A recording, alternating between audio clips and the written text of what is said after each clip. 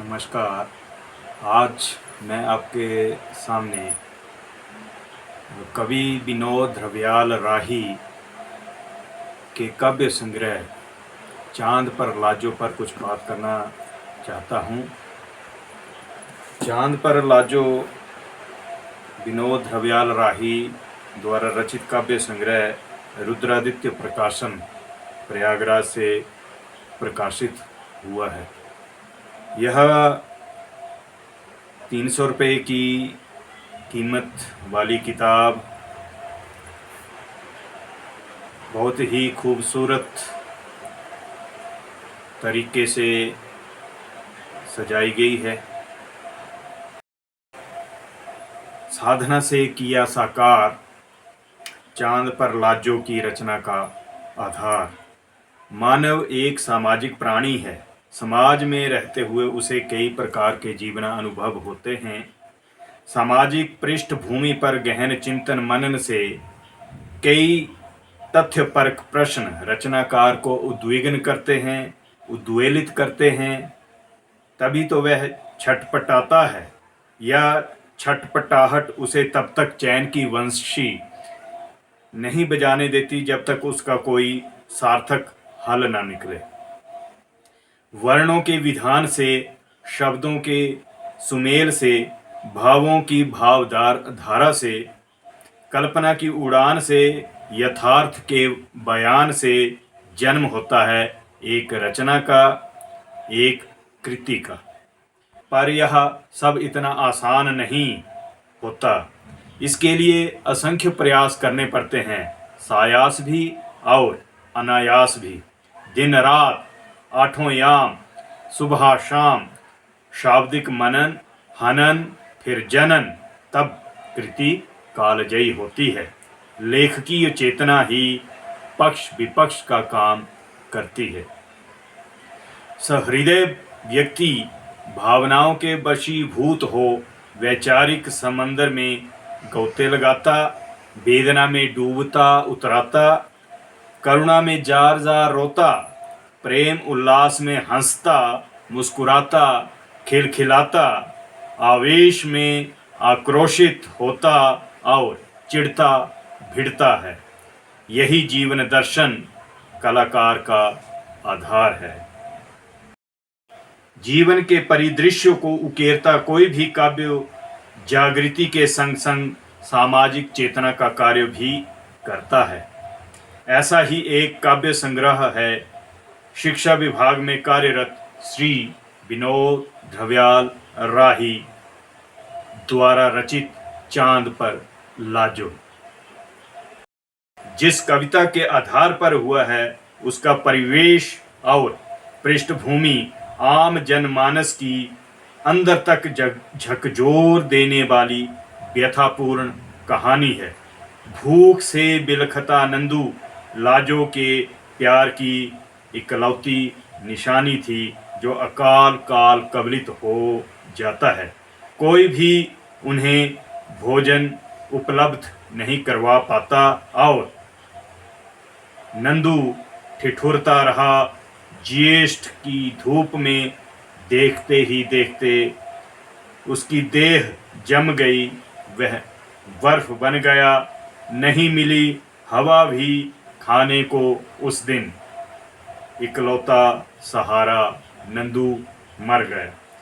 तथाकथित समाज के बड़े बड़े लोग मजबूर व्यक्तियों का मजाक बनाते हैं पर महसूस नहीं करते उनकी वेदना, उनका दर्द। तभी तो दंत कथाओं में सुनी किंवदंतियों से रोटी का प्रबंध करना व्यवस्था पर करारा प्रहार है।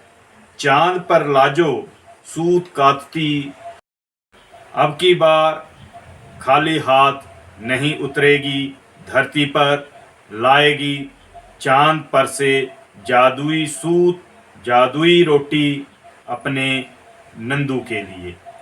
भूख, गरीबी, बेकारी की भयावहता दर्शाती कविता नन्हे हाथ झकझोर कर रख देती है कि जिन हाथों में किताबें होनी चाहिए थीं उनमें विद्या की लकीरें शायद ही किसी को दिखती हैं। वे तो कुछ सिक्के, कुछ नोट या फिर जोरदार तमाचा मारने में ही उलझे रह जाते हैं।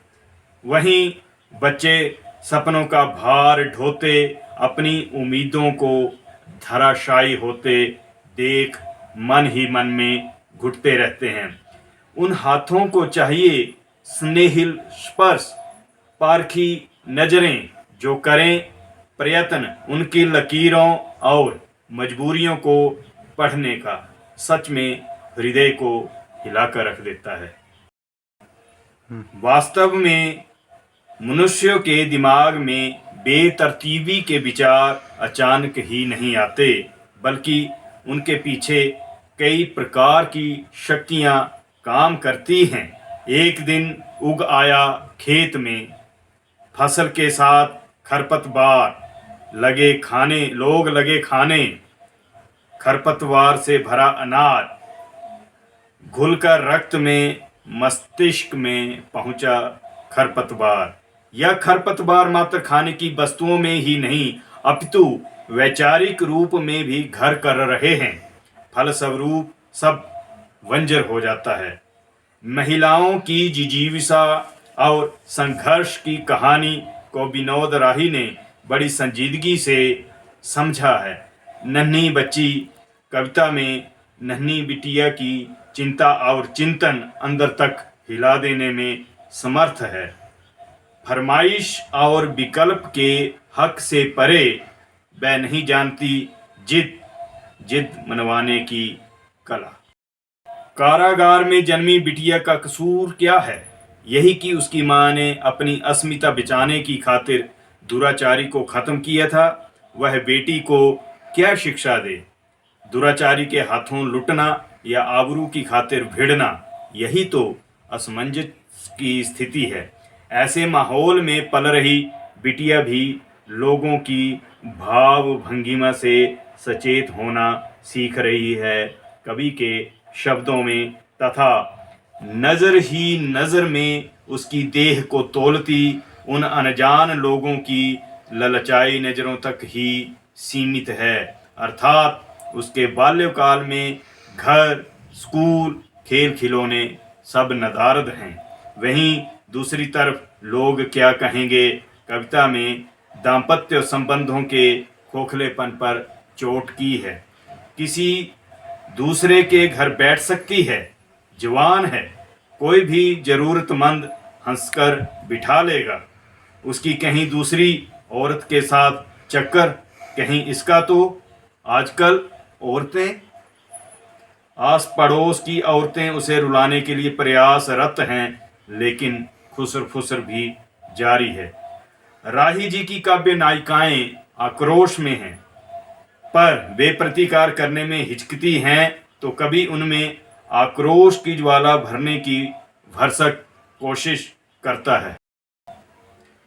वह जुटा नहीं पाती हिम्मत दो बोल बोलने की अपने पक्ष में, तो आओ उसका गूंगापन दूर करें, उसमें नवचेतना भरें। कौए से भिड़ने वाली पिद्दी सी चिड़िया तो कब से उसे सिखा रही है आंगन में आकर अपनी रक्षा के लिए लड़ना, चीखना, चिल्लाना। सच में उपेक्षित लोगों स्त्री विमर्श को, एक नई संभावना को एक सार्थक प्रयास से सुलझाने का प्रयत्न कवि के नवीन दृष्टिकोण को उजागर करता है। एक अन्य कविता अवसरवादी में मजदूरों की बस्ती में एक लड़का कई बार लड़कियों को छेड़ता, उठाने की धमकी देता है, तो उसका पिटना नए घटनाक्रम को जन्म देता है। यद्यपि लड़कियों की इज्जत हर बार तार तार होती ही है, लेकिन जब लड़कियां भी इस गुनाह में शामिल हो जाती हैं तो कवि का अंतर्मन कराह उठता है। कवि कहता है, सभ्यों कहलाने वाली कॉलेज की लड़कियों ने मजदूर औरतों और लड़कियों को असभ्य कहते हुए फाड़ डाले उनके कपड़े। लड़के ठहरे अवसरवादी, एक की बचाने की खातिर लुट गई कईयों की आबरू। ऐसा प्रश्न चिन्ह संवेदनशील कवि ही लगा सकता है। सांप, अभिवादन, बांसुरी, जीवन का सच, बेअछूत हैं आदि उनकी व्यंग्यात्मक कविताएं हैं। जीवन का सच कविता का स्वर और स्वरूप भूत, वर्तमान और भविष्य की वानगी सुनाता है। नदी के माध्यम से नदिया के किनारे ही सहते हैं। कवि कहता है कि नदिया के किनारे ही सहते हैं, सबसे अधिक उसका अत्याचार, कटते हैं, फटते हैं, बहते हैं, साक्षी हैं। जो पीड़ा इधर है उधर भी है, यह पीड़ा उन्हें अपना बनाए रखती है।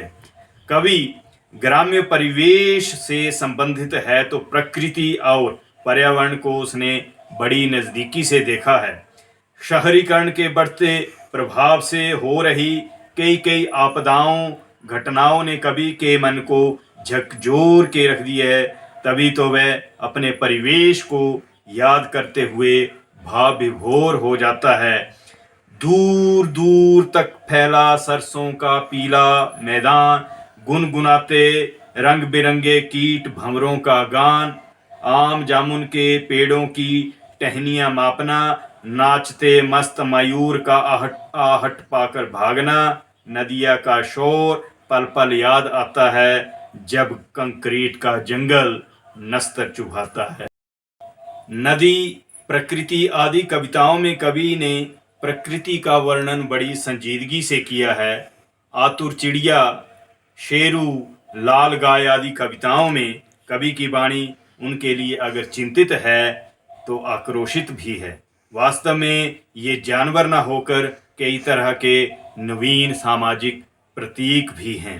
कवि का अपने परिजनों के प्रति प्रेम भी काव्य संकलन के भाव सौंदर्य में श्री वृद्धि करते हैं। दाम्पत्य संबंधों में पत्नी हमेशा अर्धांगिनी मानी जाती है, किंतु कवि उसमें नया अर्थबोध भर उसे पूर्णांगिनी कहना वाजिब समझता है।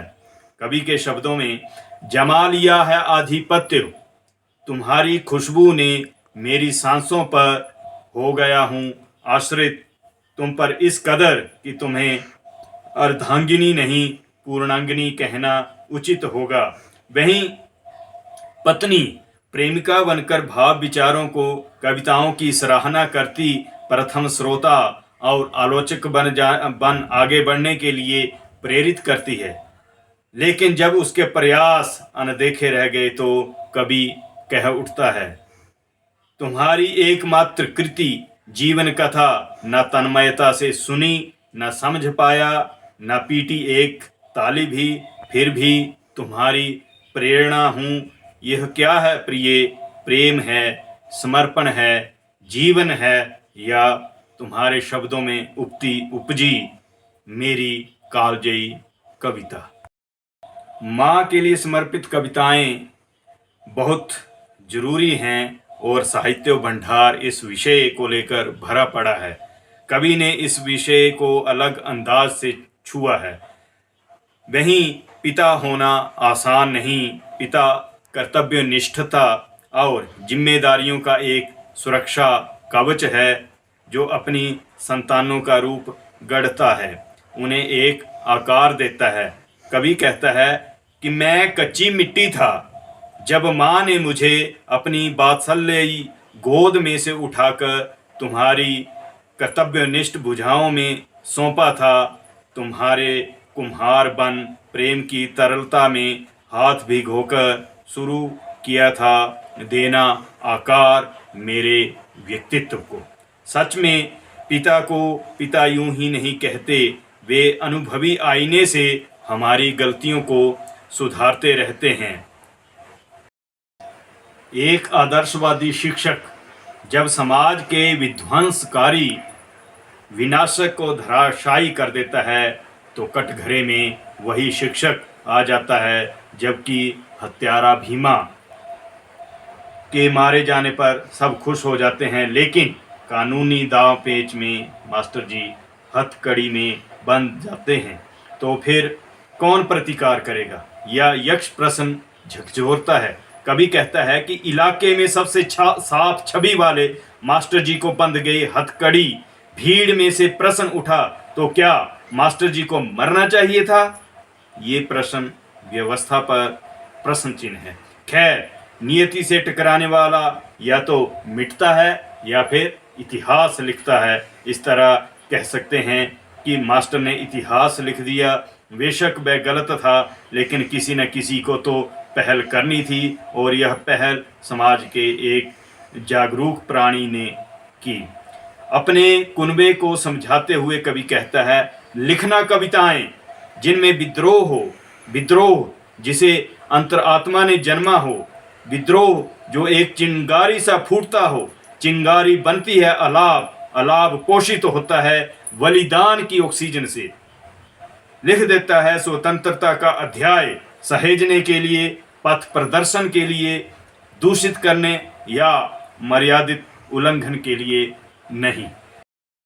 वस्तुतः कवि ने आधुनिकता की रंगत में रंगी चेतना व मानवीय मूल्यों संग समाज में फैली नफरत, भ्रष्टाचार व कुरीतियों पर कई छंदों के माध्यम से कड़ा प्रहार किया है।